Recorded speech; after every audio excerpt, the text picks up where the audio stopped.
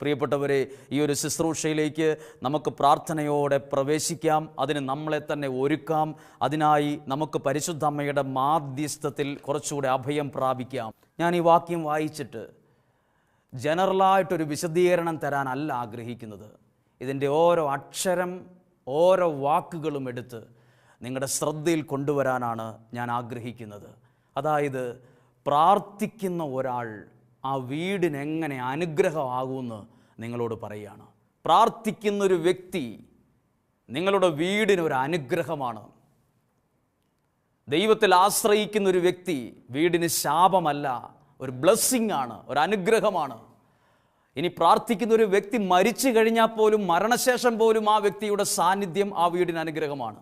അതാണ് ഈ വാക്യത്തിലുള്ളത്. അപ്പോൾ പ്രാർത്ഥിക്കുന്നൊരു വ്യക്തിക്ക് ദൈവം കൊടുക്കുന്ന വിലയും മഹത്വവും എന്തേരെ എന്നറിയണം. 2 രാജാക്കന്മാരുടെ പുസ്തകം 4-ാം അധ്യായം 1-ാമത്തെ വാക്യം ഇപ്രകാരമാണ്: പ്രവാചക ഗണത്തിൽ ഒരുവൻ്റെ ഭാര്യ ഏലീശായോട് പറഞ്ഞു, അങ്ങയുടെ ദാസനായ എൻ്റെ ഭർത്താവ് മരിച്ചുപോയി. ഒരാൾ പ്രവാചകനോട് വന്ന് പറയുകയാണ്, എൻ്റെ ഭർത്താവ് മരിച്ചുപോയി. എന്നിട്ട് അടുത്ത വാക്യം എഴുതിയിരിക്കുകയാണ്, അവൻ കർത്താവിൻ്റെ ഭക്തനായിരുന്നു എന്ന് അങ്ങയ്ക്കറിയാലോ. എൻ്റെ ഭർത്താവ് ഒരു ഭക്തനായിരുന്നു, എൻ്റെ ഭർത്താവ് ഒരു പ്രാർത്ഥിക്കുന്ന മനുഷ്യനായിരുന്നു. പക്ഷേ അയാൾ മരിച്ചു. പക്ഷേ അയാൾ ജീവിച്ചിരുന്ന സമയത്ത് കുടുംബത്തിൽ കുറച്ച് സാമ്പത്തിക ബുദ്ധിമുട്ടുണ്ടായി. അതിന്ന് വല്ലാതെ ഞങ്ങളെ ബുദ്ധിമുട്ടിക്കുകയാണ്. എഴുതിയിരിക്കുന്നത് അങ്ങനെയാണ്: അവന് കടം കൊടുത്തവൻ ഇതാ എൻ്റെ കുട്ടികൾ 2 പേരെയും അടിമകളാക്കാൻ വന്നിരിക്കുന്നു. ഏലീശ അവളോട് ചോദിച്ചു, ഞാൻ നിനക്ക് വേണ്ടി എന്തു ചെയ്യണമെന്ന് നീ പറയുക. പ്രിയപ്പെട്ടവരെ, ഒരു നിമിഷം എല്ലാ കാര്യങ്ങളും ശ്രദ്ധിച്ചേ. പ്രാർത്ഥിക്കുന്ന ഒരു വ്യക്തി ഒരു വീട്ടിലുണ്ടായിരുന്നു. അയാൾ മരിച്ചുപോയി. പക്ഷെ അയാളുടെ ഭാര്യ പറയുകയാണ്, ദൈവഭക്തനായ എൻ്റെ ഭർത്താവ് മരിച്ച്, പക്ഷേ എൻ്റെ കുടുംബത്തിൻ്റെ അവസ്ഥ വളരെ പരിതാപകരമാണ്. നിലവിലെ സാഹചര്യം വളരെ തകർന്നതാണ്. ഞങ്ങളാകെ ഒരു ശ്വാസം മുട്ടി ജീവിക്കുന്നൊരവസ്ഥയാണ്. എന്തു ചെയ്യണമെന്ന് ഞങ്ങൾക്കറിയത്തില്ല. എവിടെ തുടങ്ങണം, എന്തു ചെയ്യണം, എങ്ങനെ മുന്നോട്ട് നീങ്ങണം, ആരുടെ മുമ്പിൽ കൈ നീട്ടണം എന്ന് ഞങ്ങൾക്കറിയത്തില്ല. അങ്ങനെയാണ് പ്രവാചക അങ്ങയുടെ അടുത്ത് വരുന്നത്. ഞങ്ങളുടെ കുടുംബത്തെ സഹായിക്കണമെന്ന് പറഞ്ഞപ്പോൾ പ്രവാചകൻ പറഞ്ഞൊരു വാക്ക് നിങ്ങളുടെ ശ്രദ്ധയിൽ കൊണ്ടുവരുന്നു. 2-ാമത്തെ വാക്യം, പ്രവാചകൻ ഏലീശ അവളോട് പറഞ്ഞു, ഞാൻ നിനക്ക് വേണ്ടി എന്തു ചെയ്യണം എന്ന് അവിടെ ഒരു മലയാള വാക്ക് എഴുതിയിട്ടുണ്ട്. പറയുക. വാ തുറന്നു നീ പറയുക, നിനക്ക് വേണ്ടി എന്താ ചെയ്യേണ്ടതെന്ന്. നിങ്ങൾ നിങ്ങളുടെ ഭവനങ്ങളിലിരുന്ന് ദൈവത്തിൻ്റെ ഈ വചനം കേട്ട് പരിശുദ്ധ അമ്മയ്ക്ക് നിങ്ങളെ തന്നെ പ്രതിഷ്ഠിക്കാൻ ഒരുങ്ങുമ്പോൾ നിങ്ങളുടെ ജീവിതത്തിൽ എന്ത് നന്മയാണ് വേണ്ടതെന്ന് എപ്പോൾ ആയിരിക്കുന്ന സ്ഥലത്തിരുന്ന് ഒന്ന് പറയുക. ഏലീശ പറയുക ആ വ്യക്തിയോട്, നീ പറ, വാ തുറന്നു പറ. ഏത് വിടുതലാണ് നിനക്ക് വേണ്ടത്? ഏത് സൗഖ്യമാണ് നിനക്ക് വേണ്ടത്? ഏത് ദൈവീക ഇടപെടലാണ് നീ ആഗ്രഹിക്കുന്നത്? പരിശുദ്ധ അമ്മയുടെ മാധ്യസ്ഥ പ്രാർത്ഥന, അമ്മയിലൂടെ ചോദിക്കുന്ന ഏതു കാര്യവും നിങ്ങളുടെ കുടുംബത്തിനൊരു വലിയ വിടുതലായി മാറും എന്നതിന് തർക്കമില്ലാത്തൊരു കാര്യമാണ്. ഈ മരിയ ഭക്തി നിങ്ങളുടെ കുടുംബത്തിന് ഒരു അനുഗ്രഹമാണ്. ഈ മരിയ ഭക്തി നിങ്ങളുടെ കുടുംബത്തിനെ വലുതായി സഹായിച്ചിരിക്കും. ശക്തനായവൻ ചെറിയ കാര്യമല്ല, വലിയ കാര്യം ജീവിതത്തിൽ ചെയ്തിരിക്കും. ശക്തനായവൻ നിങ്ങളുടെ പ്രാർത്ഥനയ്ക്ക് വലിയ രീതിയിൽ മറുപടിയും അനുഗ്രഹവും തന്നിരിക്കും. നിയോഗത്തോടെ പങ്കെടുക്കാൻ ഒരുങ്ങാം. പറയുക എന്ന് പ്രവാചകൻ പറഞ്ഞു. അടുത്ത വാക്യം എഴുതിയിരിക്കുന്നു. 2-ാം വാക്യത്തിൻ്റെ അടുത്ത ഭാഗം പ്രവാചകൻ ചോദിച്ചു, നിന്റെ വീട്ടിൽ എന്തുണ്ട്? നിന്റെ വീട്ടിൽ എന്തുണ്ട് എന്ന് ചോദിച്ചു. അപ്പോൾ അവൾ പറഞ്ഞു, ഈ ദാസിയുടെ വീട്ടിൽ ഒരു ഭരണി എണ്ണയല്ലാതെ മറ്റൊന്നുമില്ല. ദാരിദ്ര്യം പിടിച്ചൊരവസ്ഥയാണ് എൻ്റേത്. എൻ്റെ വീട്ടിൽ ആകെയുള്ളത് ഒരു ഭരണി എണ്ണയാണ്. കുറച്ച് എണ്ണ മാത്രമേ എൻ്റെ വീട്ടിലുള്ളൂ. ഒരു കാര്യം എന്നെ കേൾക്കുന്നവർ ശ്രദ്ധിക്കാമോ? ഈ ഒരു ഭരണി എണ്ണ കൊണ്ട് ഒന്നും നടക്കില്ല. ഇതൊരു പരിഹാരമല്ല, ഇതൊരു ഉത്തരമല്ല. ഇതുകൊണ്ട് എൻ്റെ അവസ്ഥ മാറത്തില്ല. പ്രിയപ്പെട്ടവരെ, ഒരുപക്ഷെ നിങ്ങളുടെ ഇപ്പോഴത്തെ സാഹചര്യം കണ്ട് ഡെസ്പായിരിക്കുന്നവരായിരിക്കും നിങ്ങൾ. നിങ്ങളുടെ നിലവിലെ അസ്വസ്ഥതയും വിഷമവും ടെൻഷനും ദാരിദ്ര്യവും സാമ്പത്തിക ബാധ്യതയും രോഗവും ഒന്നിനു പുറകെ ഒന്നായുള്ള പ്രശ്നങ്ങളും കണ്ടിട്ട് മനസ്സ് മടുത്തിരിക്കുമായിരിക്കും നിങ്ങൾ. ചിലർ പറയാറില്ല, ഞാൻ ഡെസ്പായി, ഞാൻ ഡൗണായി. ചിലർ പറയും, ഞാൻ ഡിപ്രഷനിലാണ്, ഞാനിപ്പോൾ മരുന്ന് കഴിക്കുന്നുണ്ട്, എനിക്ക് ഉറക്കമില്ല, കിടക്കുമ്പോൾ എനിക്ക് ഒട്ടും ഉറങ്ങാൻ പറ്റുന്നില്ല. എൻ്റെ ജീവൻ്റെ മുഖത്ത് നോക്കിയിട്ട് തന്നെ നിങ്ങൾ പറ, എൻ്റെ മുഖമൊക്കെ വല്ലാതെ വാടി. പ്രിയപ്പെട്ടവരെ, ഏത് തകർന്നിരിക്കുന്ന ഒരു വ്യക്തി ആയിക്കൊള്ളട്ടെ എന്നെ കേൾക്കുന്ന പ്രാർത്ഥന പ്രതിഷ്ഠ നിങ്ങളുടെ കുടുംബത്തിൽ അത്ഭുതകര. ഹബക്കൂക്ക് പ്രവാചകൻ പറഞ്ഞ പോലെ, പറഞ്ഞാൽ ആരും വിശ്വസിക്കാത്ത, പറഞ്ഞാൽ പോലും ഒരാൾ ഇത് കഥയാണ്, ഇയാൾ ഉണ്ടാക്കി പറയുന്നതാണെന്ന് ചിന്തിക്കുന്ന രീതിയിൽ വലിയ കാര്യങ്ങൾ ദൈവം ചെയ്തിരിക്കും. ദൈവം അതിനുവേണ്ടി ഒരുക്കുന്ന അവസരമാണിത്.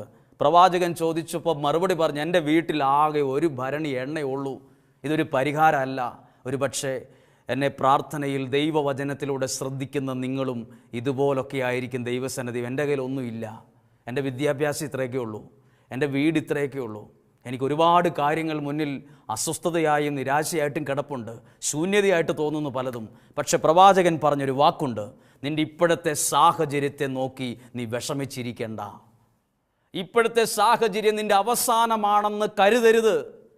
ഇത് അവസാനമല്ല, ഇതിനൊരു പരിഹാരമുണ്ട്. ഈ വേദപുസ്തകം മുഴുവൻ വായിക്കുമ്പോൾ ബൈബിളിലെ ദൈവം പലപ്പോഴും പറഞ്ഞൊരു വാക്കാണ്, സാരമില്ല, പരിഹാരമുണ്ട്. നിങ്ങൾ കുറ്റബോധത്തിലാണോ? ദൈവസന്നിധിയിലാണ് വരുന്നെങ്കിൽ ദൈവം പറയും, സാരമില്ല, പരിഹാരമുണ്ട്. എനിക്ക് തന്നെ പരിഹരിക്കാൻ പറ്റാത്ത വലിയൊരു പ്രശ്നം എനിക്കുണ്ട്. ദൈവം മനുഷ്യർ പറയും, ഇത് തീർന്നു, നിൻ്റെ അവസാനമാണ്, നീ എവിടെയും നാട് വിട്ടുപൊക്കോ എന്നൊക്കെ പറയുമായിരിക്കാം. സ്വർഗത്തിലെ ദൈവം പറയും, സാരമില്ല, പരിഹാരമുണ്ട്. ഇതാ പ്രവാചകൻ പറഞ്ഞു ദൈവത്തിൻ്റെ വാക്ക്, പരിഹാരമുണ്ട്. എന്താ പരിഹാരം? അപ്പോഴാ പറഞ്ഞത് 3-ാമത്തെ വാക്യം. പ്രവാചകൻ പറഞ്ഞു, നീ ചെന്ന് അയൽക്കാരിൽ നിന്ന് ഒഴിഞ്ഞ പാത്രങ്ങൾ ധാരാളം ശേഖരിക്കുക. കുറച്ച് പാത്രങ്ങൾ ശേഖരിക്കുക. ബുദ്ധി കൊണ്ട് ചിന്തിച്ചാൽ ഒരു പരിഹാരമാണോ അത്? ഇവിടെ വന്നിരിക്കുന്നത് എൻ്റെ കടക്കാരെ കൊണ്ട് ബുദ്ധിമുട്ടാണെന്നാണ് പറഞ്ഞത്. അപ്പോഴാണ് പ്രവാചകൻ പറയുന്നത്, കുറച്ച് പാത്രങ്ങൾ ശേഖരിച്ചുകൊണ്ട് കൊണ്ടുപോവാ.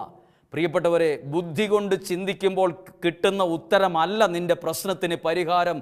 പ്രാർത്ഥനയിൽ ദൈവം തുറക്കുന്ന വഴികളാണ് ജീവിതത്തിൻ്റെ പരിഹാരവും ആശ്വാസവും വിടുതലുമായി മാറുന്നത്. ബുദ്ധി കൊണ്ട് എത്രയോ കാര്യങ്ങൾ ചിന്തിക്കുന്നു നിങ്ങൾ. ഇപ്പം പോലും ചിന്തിക്കുന്നു, അങ്ങനെ പ്രാർത്ഥിച്ചാൽ ശരിയാകുമോ, ഇങ്ങനെ ചെയ്താൽ ശരിയാകുമോ? ദൈവം പറഞ്ഞ വഴികളിൽ ഉത്തരമുണ്ട്, പരിഹാരമുണ്ട്. ദൈവം തുറന്ന വഴികളിൽ അനുഗ്രഹമുണ്ട്. ദൈവം തുറക്കുന്ന വഴികളിൽ വിടുതലുണ്ട്. നോക്കൂ അടുത്ത വാക്യം, 4-ാമത്തെ വാക്യം. അവരതുപോലെ ചെയ്തു.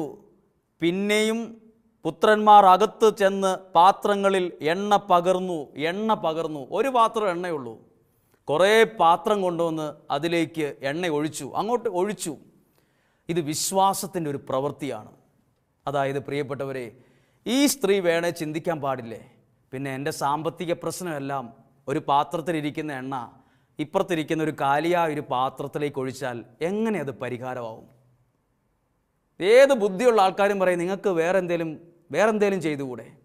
ആ കടയിൽ കൊണ്ടുപോയി കൊടുത്താൽ 10 രൂപ കിട്ടും, അത് അങ്ങോട്ടും ഇങ്ങോട്ടും ഒഴിച്ചുകൊണ്ടിരിക്കരുത്. പ്രിയപ്പെട്ടവരെ, ലോകം പലതും പറയും, പക്ഷെ ദൈവം നിങ്ങളോട് പറയുന്നത്, വിശ്വാസത്തിൽ ഏറ്റെടുത്താൽ ഒരു പാത്രത്തിൽ നിന്ന് എണ്ണയെടുത്ത് ഇപ്പുറത്തെ പാത്രത്തിലേക്ക് ഒഴിച്ചാൽ വല്ലതും നടക്കുമോ എന്ന് ചിന്തിച്ചാൽ ഒന്നും നടക്കത്തില്ല, ബുദ്ധി കൊണ്ട് ചിന്തിച്ചാൽ.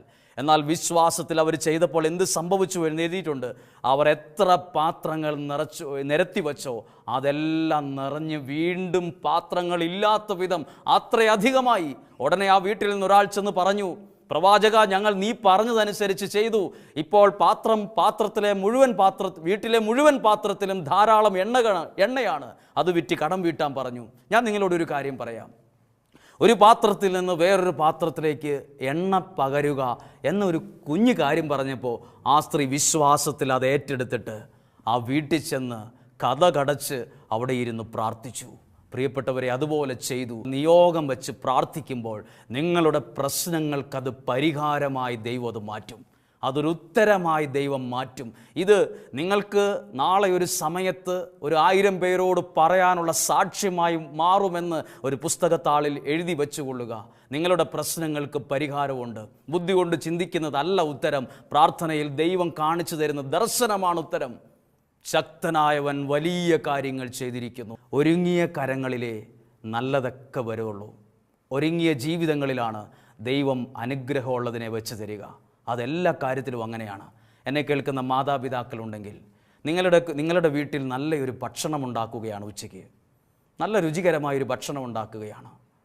ആ ഒരു സാഹചര്യത്തിൽ നിങ്ങളുടെ കുഞ്ഞ്, അധികം വലിയ ചിന്തിക്കുന്ന പ്രായമൊന്നും ആയിട്ടില്ലാത്തൊരു കുഞ്ഞ്, ആഗ്രഹം കൊണ്ട് അവിടെ ഇവിടെയോ കിടക്കുന്ന ഒരു പാത്രം എടുത്തുകൊണ്ട് വന്ന് നിങ്ങളുടെ മുമ്പിൽ നീട്ടിപ്പിടിച്ചിട്ട് ആ രുചിയുള്ള ഭക്ഷണം അമ്മ ഇതിനകത്തോട്ട് വിളമ്പാൻ പറഞ്ഞാൽ നിങ്ങൾ എന്താണ് സ്വാഭാവികമായി ചെയ്യുക?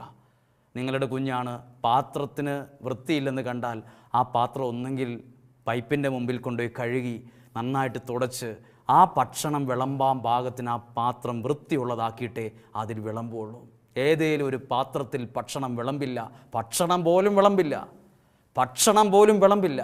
അപ്പോൾ ദൈവത്തിൻ്റെ കരങ്ങളിലിരിക്കുന്ന ഒരു അനുഗ്രഹം, ഒരു നന്മ, ഒരു ഐശ്വര്യം, ഒരു വിടുതൽ, ഒരു സൗഖ്യം നിങ്ങളുടെ ജീവിതമാകുന്ന പാത്രത്തിലേക്ക് വിളമ്പാൻ, ദൈവത്തിനത് കൊടുക്കാൻ, അത് തരാൻ കഴിയണമെങ്കിൽ നിങ്ങളുടെ ജീവിതത്തിന് നല്ലൊരു ഒരുക്കം ആവശ്യമാണ്. അതിനായി അത് ബുദ്ധി കൊണ്ട് ചിന്തിച്ച് എന്തിന് എന്ന് ചിന്തിക്കാനല്ല, അത് നിങ്ങളുടെ പ്രശ്നങ്ങൾക്ക് പരിഹാരമായി മാറും. ഞാൻ നിങ്ങളോട് പറയുന്ന ഈ വചനം എന്തെങ്കിലും പറയാൻ വേണ്ടി പറഞ്ഞ ഒരു വാക്കുകളല്ല. ഇത് ദൈവവചനത്തിൽ നിന്ന് ഈ തുറന്ന പുസ്തകം തുറന്നു വച്ച്, ഈ ബൈബിൾ തുറന്നു വച്ച് പ്രാർത്ഥനയിൽ എഴുതി വച്ച, ദൈവം തോന്നിപ്പിച്ച വാക്കുകളും ആശയങ്ങളുമാണ് നിങ്ങളുടെ ശ്രദ്ധയിൽ കൊണ്ടുവരുന്നത്. നിങ്ങൾക്കറിയാം, നിങ്ങളുടെ വീട് നേരം വെളുക്കുമ്പോൾ ചിലർ പറയും, ആ ജനൽ തുറന്നിട്, ആ വാതിൽ തുറന്നിട്, കാറ്റും വെളിച്ചമൊക്കെ അകത്ത് കയറട്ടെ എന്ന് പറയും. വാതിലും ജനലും തുറക്കണം. വിശ്വാസത്തിൻ്റെ വാതിലും ജനലും തുറക്കുമ്പോഴാണ് ദൈവം നൽകുന്ന അനുഗ്രഹത്തിൻ്റെ കാറ്റ്, വെളിച്ചം ഒക്കെ ജീവിതത്തിൽ വരുന്നത്. ഒരിക്കൽ കൂടി കേട്ടെ, ദൈവം അയക്കുന്ന കാറ്റും വെളിച്ചവും അടച്ചിട്ട മുറികളിലല്ല വരുന്നത്, തുറന്നിട്ട മുറികളിലാണ്. പ്രാർത്ഥനയുടെ വാതിലും വിശ്വാസത്തിൻ്റെ വാതിലും പലതും പറഞ്ഞ് ലോകം അടച്ചുകൊണ്ടിരിക്കുകയാണ്. ഈ വാതിൽ, പ്രാർത്ഥനയുടെ വാതിലും വിശ്വാസത്തിൻ്റെ വാതിലും ജനലും ഒക്കെ പലരും വിമർശിച്ചും കുറ്റം പറഞ്ഞും ട്രോളിറക്കിയും അടച്ചുകൊണ്ടിരിക്കുകയാണ്. അപ്പോഴാണ് ലോകത്തിൻ്റെ ദൈവം തരുന്ന അനുഗ്രഹങ്ങൾ പലരും അടച്ചു കളയുകയാണ്. പ്രിയരെ, ദൈവം തരുന്ന കാറ്റും വെളിച്ചവും അനുഗ്രഹത്തിൻ്റെ രൂപത്തിൽ വരുമ്പോൾ വാതിലും ജനലും ഒക്കെ തുറന്നിടണം.